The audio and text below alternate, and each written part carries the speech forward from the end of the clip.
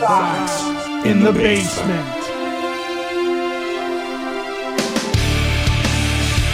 Chris Getz makes new comments from the GM meetings. We're going to definitely talk about all of them. Some things may have changed, my friend, at least when it comes to whether or not they would sign a multi-year free agent, whether or not they'll move Luis Robert Jr., what they're going to do in free agency. I'm more positive after reading the comments, so we're going to go through them today before I dive into this show.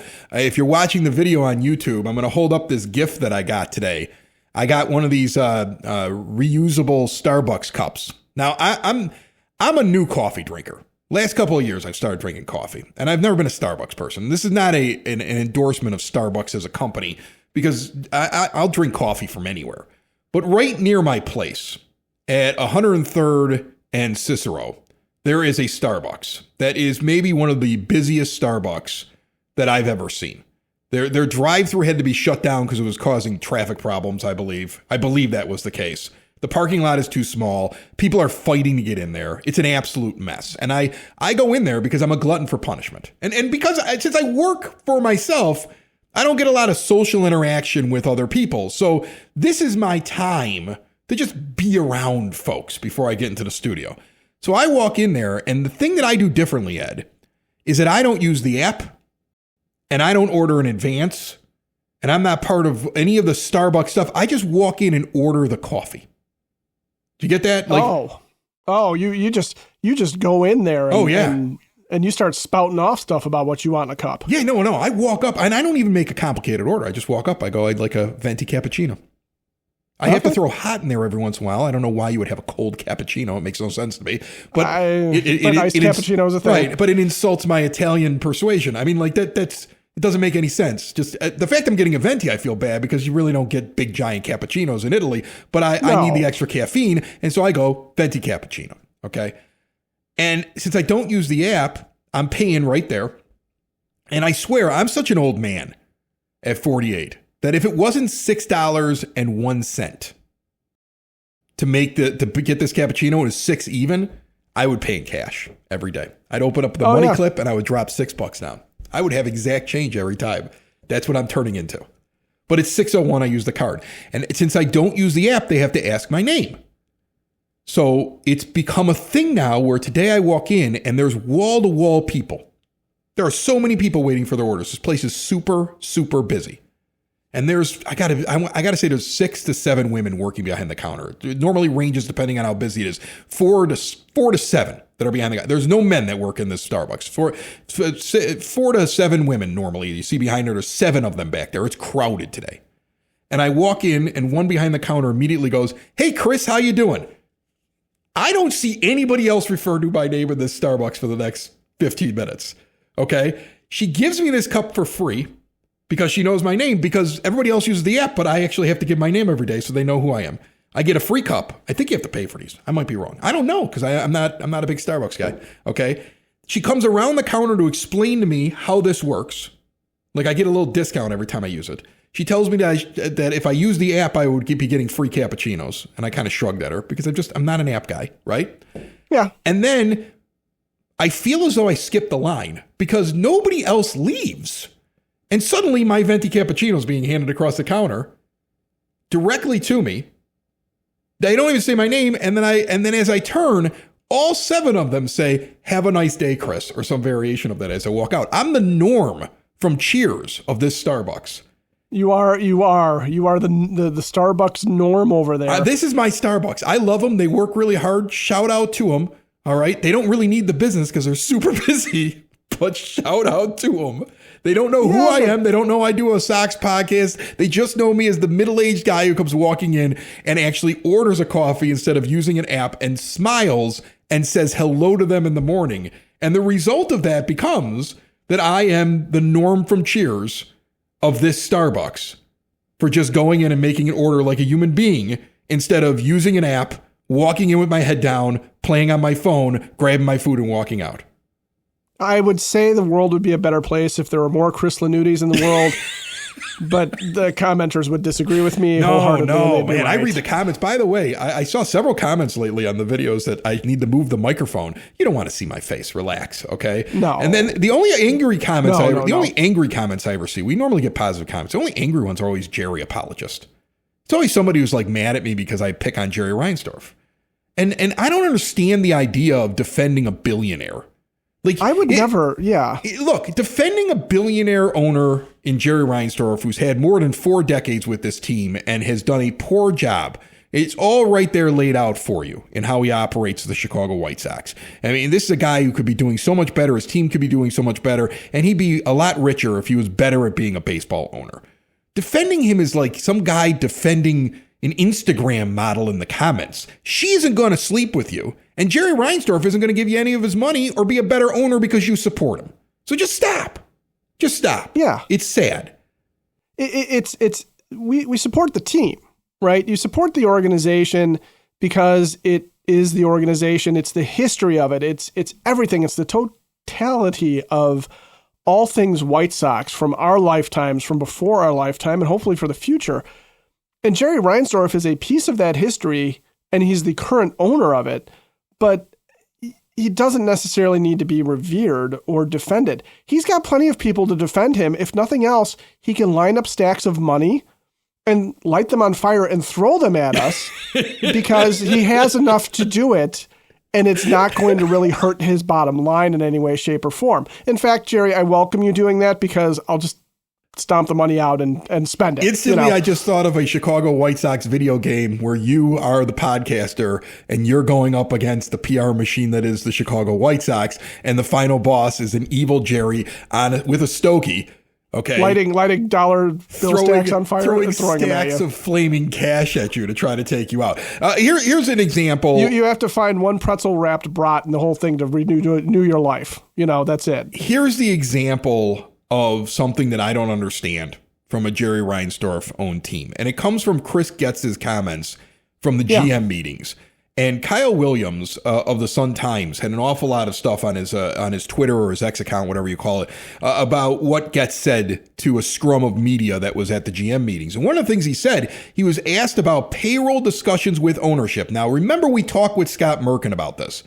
And this was before the World Series was over, and the idea was they were waiting on a number from Jerry so they knew what plan they were going to go with in the offseason.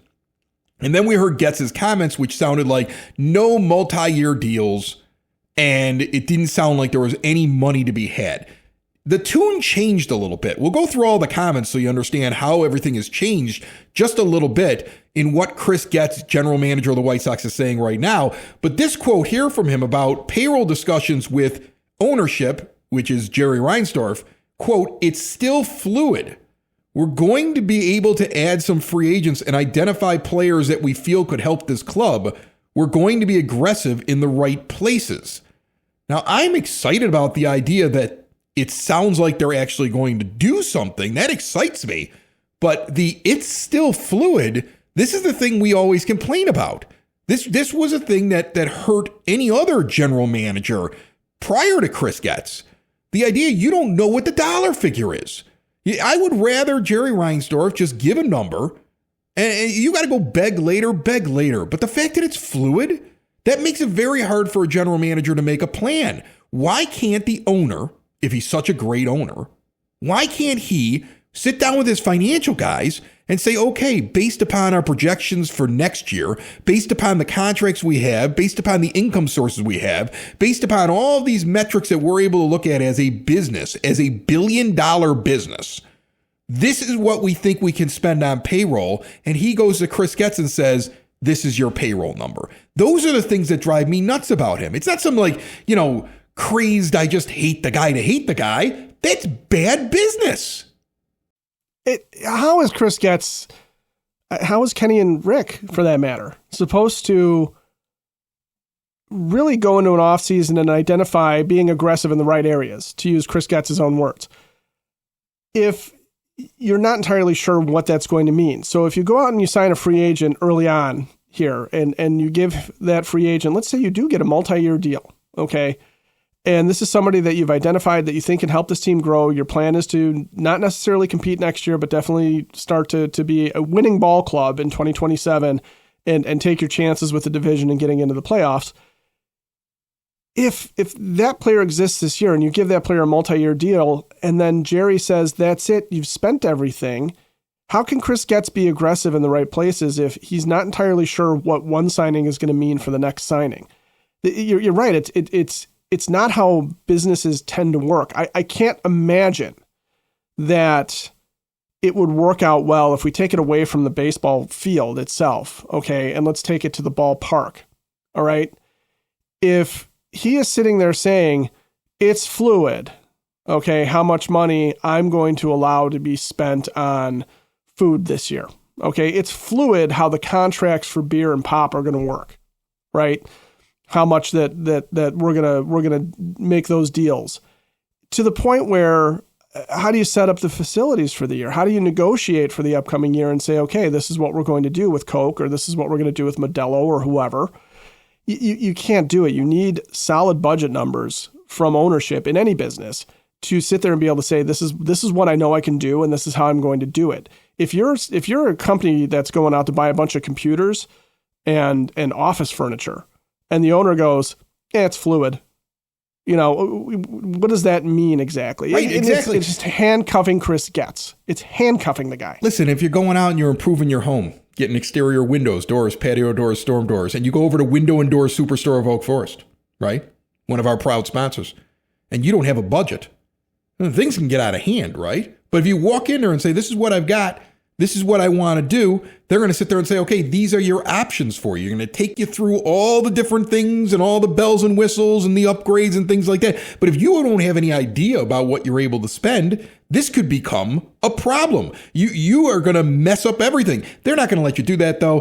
They got an owner in showroom. They got one on site for the install. All Window and Door Superstore installers. They don't farm out the work. Look how that turned into an ad. They've been doing it that way for 40 years in Oak Forest since 1985. All major brands custom made. No stock items for a perfect fit. Window and Door Superstore of Oak Forest is a half block east of 159th and Ridgeland at 6280 159th Street. See more at windowdooroakforest.com. My social media manager hates when I do that. Like, she comments on the show. Right. Well, she tells I me know, that. but she goes, you fool people when you do that stuff, and it just aggravates them. And I go, yeah, but then it's not a minute-long ad. It's a 30-second ad because I masked the first half of it, right?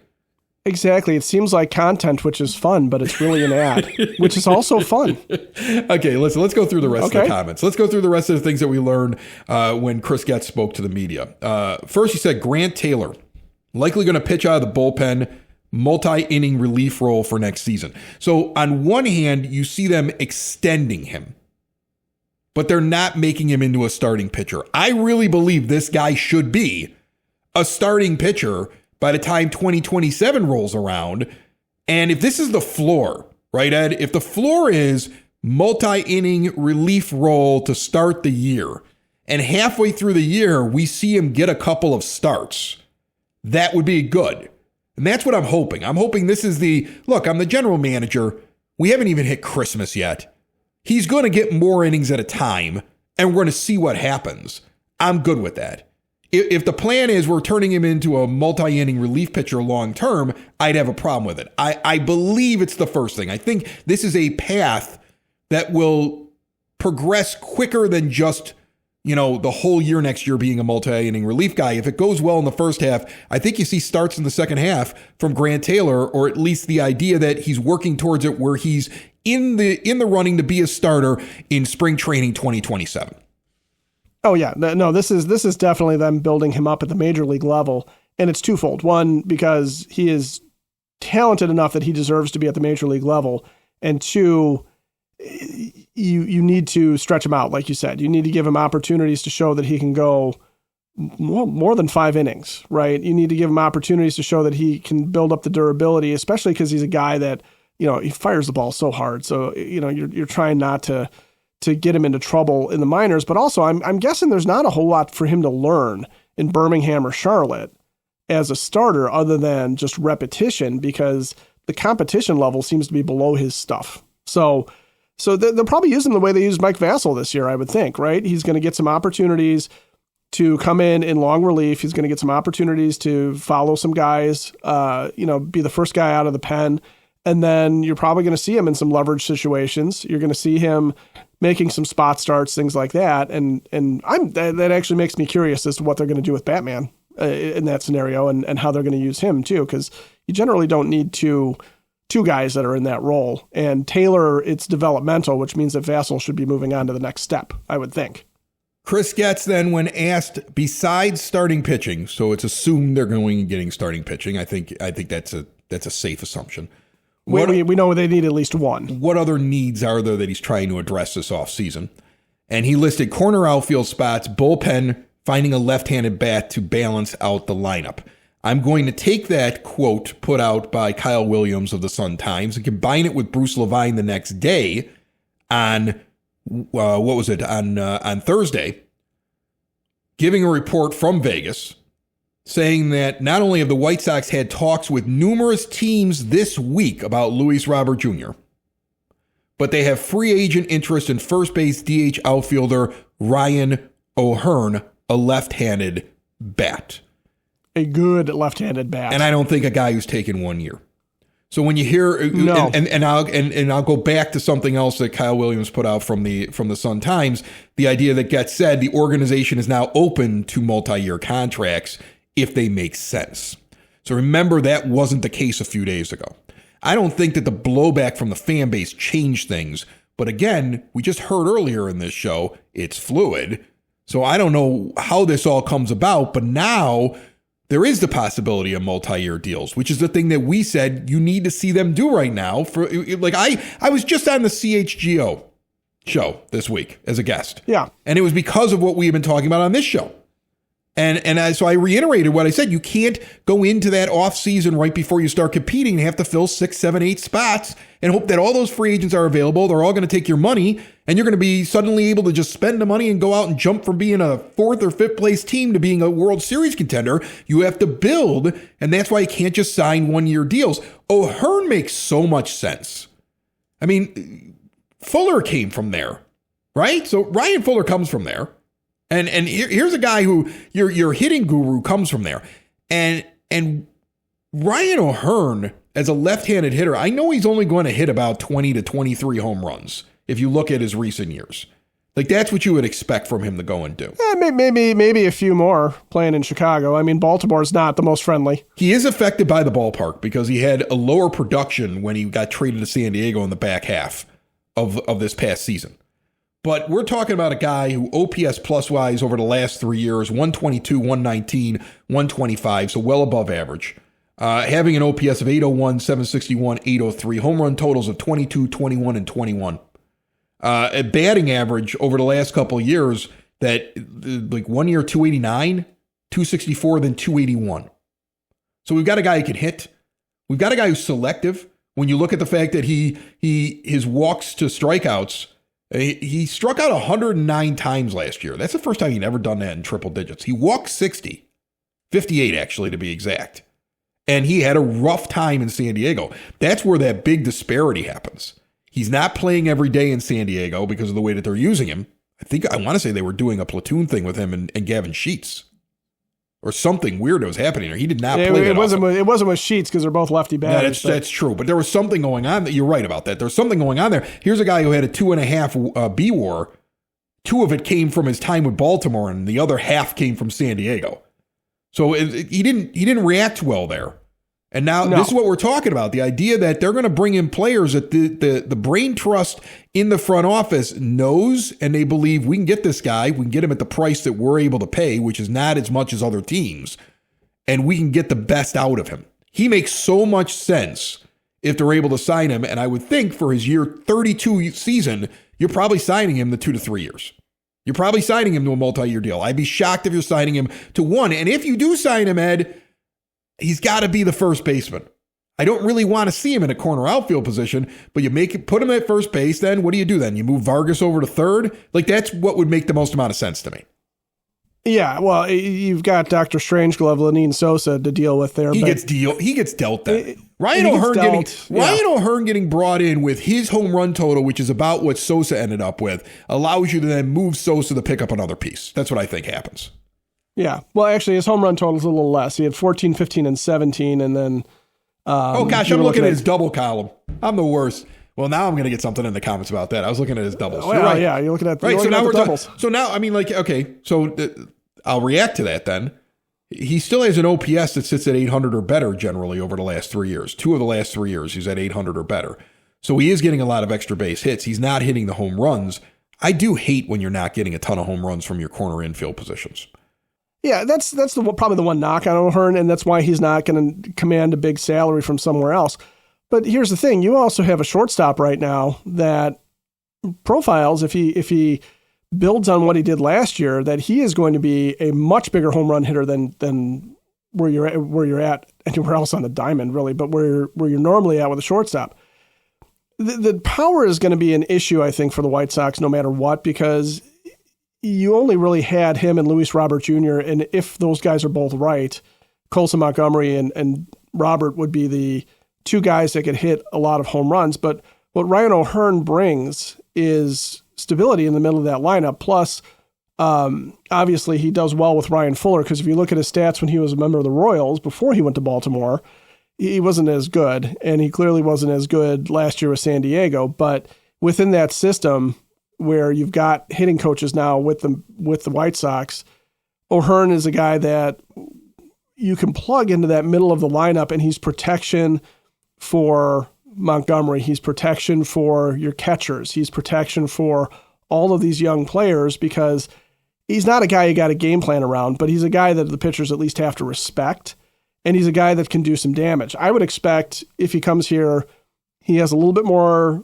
power in terms of some of those doubles going out of the ballpark, because our park, the South Side plays a lot more favorably than Baltimore or San Diego or Kansas City. And, with an OPS like that and the low strikeout totals, relatively speaking, the high walk totals, he's a model of what they want to get out of these guys. You'd love to have more power, but there's something to be said about just a bunch of guys wrapping doubles and singles back to back to back and wearing pitchers out that way too. I mean, that's a form of offense. You can work with that. Oh, he's exactly the prototype of what they would probably be able to go out and get with the budget restrictions that they have at this time, right? I mean, like a guy who was terrible. I mean, really not that good of a hitter from 2018 through 2022, his age 24 through age 28 seasons with the Royals, and then goes to Baltimore for 2.5 seasons and is a completely different hitter, then has a fall off when he leaves that system of doing things, and your hitting guru is from that system and is saying, get him back over here in this ballpark, and we should be able to afford this player and get the best out of him. Like that really falls back on something we've been talking about on this podcast now for months. If they're going to go out and acquire somebody, they have to be creative. This is creativity right here. That's what this is. So it makes perfect sense to me. Other comments that were made, Jonathan Cannon and Sean Burke are going to be competing for rotation spots. That's I don't think there's as much to read in that. That makes sense. That's fine. They're going to do that. I expect them to go and do that. That's perfectly fine and normal. Andrew Benintendi dealt with Achilles irritation, which affected his defense. This from Chris Getz. And quote from Getz, our hope is that he's going to be able to play the outfield, but with that being said, it would be silly for us to not focus on those areas just based on recent history, and that there would be an opportunity for Benintendi at DH as well, along with the outfield. So you're not moving Andrew Benintendi because if he's got Achilles problems, that's going to keep he's not worth much in a trade. And you're not hiding it. You're not hiding it from the other owners. And you're like, well, we just need him to get better at that. And if it doesn't get any better, he's probably more of a DH because we're paying him $15 million a year. And I think he's got, 2 more years left on that deal. And that's what he is. Also, Andrew Benintendi, I don't know how much his defense was affected because I didn't notice a difference because he wasn't very good in the field to begin with. No, he wasn't. That's what's funny about it. Like, I always love it when somebody comes up with an excuse why somebody all of a sudden became bad at something. It might just be that they're bad. It might just be he's just not good at defense. Yeah, he just was never a great outfielder to start off with. I mean, but if he's hurt, then yes, you're planning on protecting him in terms of not putting him out there I mean, not only because you want to have better outfield defense, but also you don't want to see the guy. I mean, an Achilles injury, that could be catastrophic. You don't want to have that happen to a guy. So if you've got to pay him anyway, you want to pay him to DH versus paying him to be sitting there with his leg up in the air and a torn Achilles and surgery and all that stuff. That's gonna eat up the rest of his contract if it goes wrong. One of the biggest problems with any kind of Achilles injury is it really never goes away. Right. I had a partial tear in mine years ago. The amount of stretching and different things that I have to do if I even just want to go out and play 16-inch softball, the attention I have to pay to just that one Achilles area. And I would imagine an athlete that's got to go out and play in 162 games, that's going to be something that's going to bother him for the rest of his career. You can do a lot of physical therapy and build things up, but once it's been weakened, it's really like that. At least that was my experience, the way that it was explained to me. So that's, I mean, look, it's an excuse. And before we get to the Sox nerd, I got one more excuse that I want to address before we get done with this show. Before I do that, remember, Cork and Carry at the Park in the shadow of the ballpark is your place for pregame, postgame, in-game. And they are also the proud sponsors of our $1,000 guest bounty, which brought in Don Cooper a few weeks ago. And we are furiously working on several different guests that we're looking to bring in here, probably starting in December, going December, January, February for our offseason. The best guest of the offseason is getting $1,000 for the person that brought us that guest. So if you have a connection to somebody, it could be baseball related or not baseball related, you get that guest on the show and the fans say, that was the best guest on Sox in the Basement this offseason, you win $1,000 from Cork and Carry at the Park. And of course, Sox in the Basement. See everything that they're doing, not only at their location at 33rd and Princeton, but also the location at 106th and Western, the original, where you will see me pop in from time to time at corkandcarry.com. Okay, this is the other excuse that I could not go through the show without addressing. Because this was asked of me as a guest when I was on the CHGO show. And I'm not mad at the question. It's a fair question. I think I was asked the question because they knew what I was going to say. And the question is, are the White Sox being careful in free agency and doing the things that they're doing, not just because Jerry Reinsdorf is cheap, but because we may have labor issues in the offseason between 26 and 27? And my response was, that's just another excuse. Because I don't see the rest of Major League Baseball shutting down.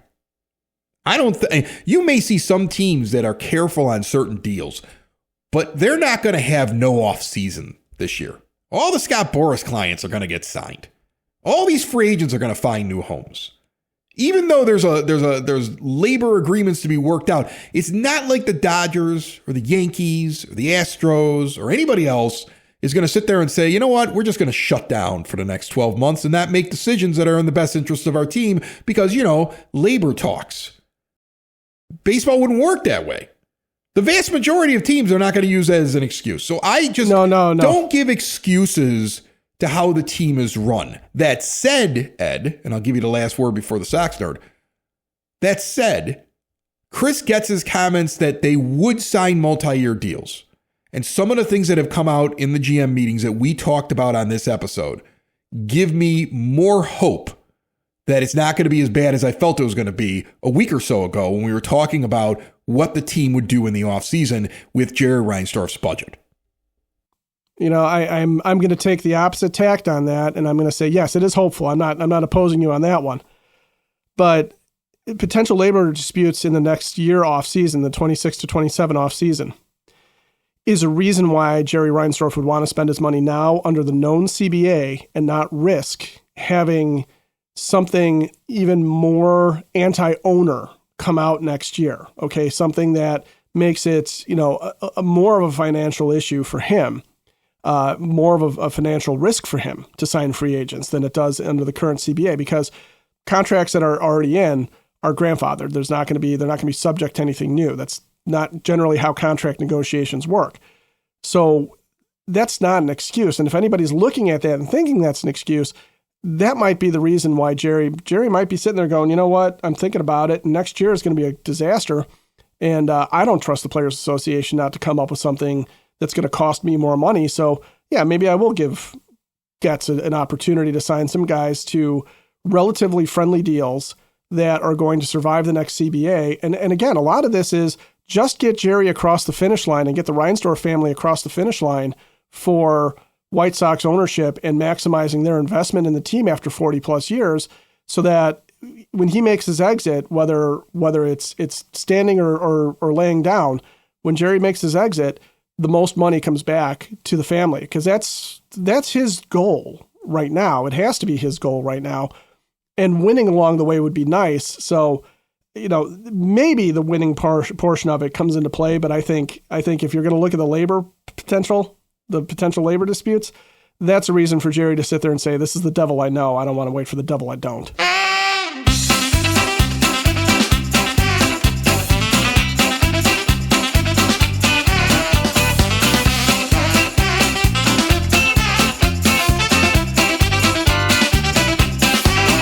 Music means our good friend, the Sox nerd, Dave Marin, who puts all those tidbits and trivia nuggets up on the board at the rate, is back on the line once again for a weekend of nuggets on Sox in the Basement. It's brought to you by the Village of Lamont. Want to experience a downtown with real history, great eats and drinks, and green spaces filled with adventure? Visit the Village of Lamont. Shop, dine, drink, explore. Check out the Lamont Unlocked podcast with yours truly as we explore the downtown area, and I get an awful lot of free food reviewing things at restaurants. It's a pretty good deal, Ed. That's a good deal for you. I don't know if they've caught on to me yet, but I get paid for that job, and then I eat for free. And I don't know how I'm pulling it off, but I'm still pulling it off. Watch me pull it off at LamontDowntown.com. Nerd, what do you got for me? Chris, let's put a bow on the rookie season of Colson Montgomery, shall we? The left-handed hitting shortstop recently finished 5th in the American League Rookie of the Year voting. Montgomery was the first Sox player to surface in this voting since Luis Robert Jr. was 2nd in 2020. Monty is the first Sox shortstop to get rookie votes since Tim Anderson netted 2 and placed 7th in 2016. The last time the Sox had a shortstop finish higher in this voting was when Mike Caruso took 3rd in 1998. Other Sox shortstops to get rookie votes were Chico Carrasquel in 1950, winner Luis Aparicio in 1956, runner-up Bucky Dent in 1974, and winner Ozzie Guillen in 1985.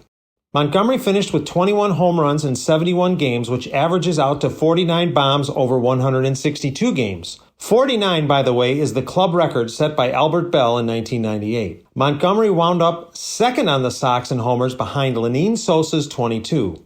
Montgomery clubbed 18 of those homers while manning shortstop. Those 18 bombs are a Sox rookie record for shortstops and left-handed hitting shortstops.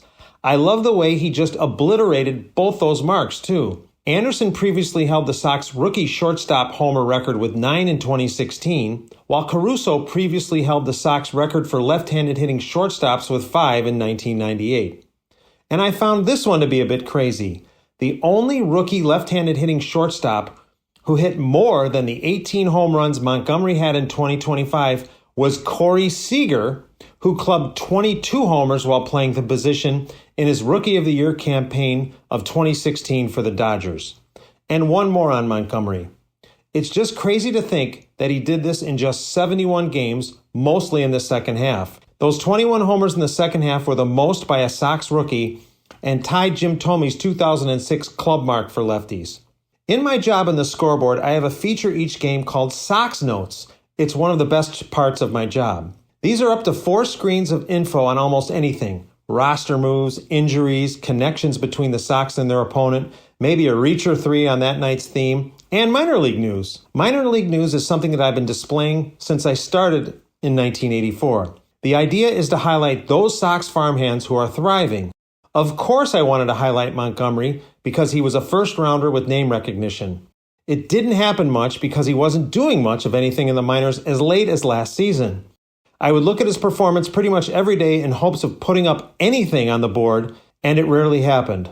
I thought we wouldn't see this guy for a while. It is for that reason, based on my Sox notes, that Colson Montgomery's 2025 performance is a stunner to me. Before I get to my zinger, let me remind you I am posting 2025 player reviews, 2025 nuggets, birthday updates, a daily Sox list, and almanac items on Twitter and on my WordPress blog, which you can link to at soxinthebasement.com. My zinger? Kyle Teal and Edgar Carroll were shut out of the 2025 AL Rookie of the Year voting, meaning the Sox still have never had a catcher get votes for this award. Catcher is the only position where the Sox have never had a player receive an AL Rookie of the Year vote. That's it, guys. Probably more than you wanted to know about Monty, left-handed hitting shortstops, and my Sox notes. Sox in the basement. Sox in the basement. Sox in the basement. Sox in the Basement. Heard everywhere podcasts can be found. And always on soxinthebasement.com.